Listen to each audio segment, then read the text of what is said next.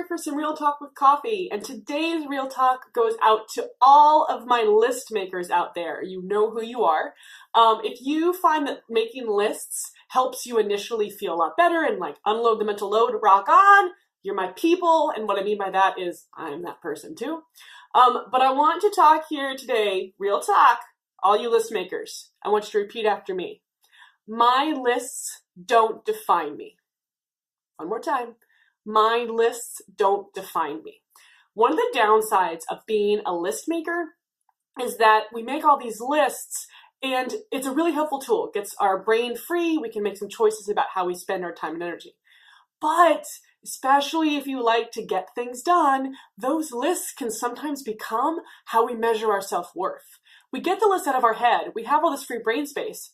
But then very quickly we start to think that our self-worth or our quality as a human being or how good we were today or how productive we were today is a measure of how much we check off our lists. The lists are tools. The lists are just tools to keep your mental load stuff out of your head.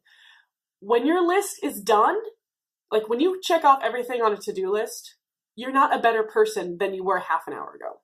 When you have a to-do list at the end of the day where you only checked off one of 5 things, you're not a worse person than you were at the start of the day.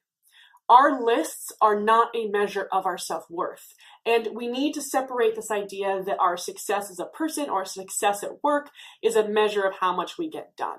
Because I guarantee you, even if you're not getting stuff done, you're adding value to others in some ways during your day. So if you are my list maker, my challenge for you this week is this. I want you to think of your list as tools, the way you would think about a screwdriver or a wrench. They are tools to help you know how to focus your time and energy. If you get your list done, that's great, but you're not a better person. And if your list is undone, that's great. You're not any worse of a person because who you are is who you are as a parent and a professional and what joy you bring to life and what connections you have with others. That's your real self-worth. So I challenge you to remember that your self-worth is in your connection with others, your personhood, and remember that your lists are just tools. You wouldn't measure your self-worth by how big your screwdriver is or how well you can use a wrench. So don't measure your self-worth by how much you check off your list today. Real talk. Thanks so much for watching.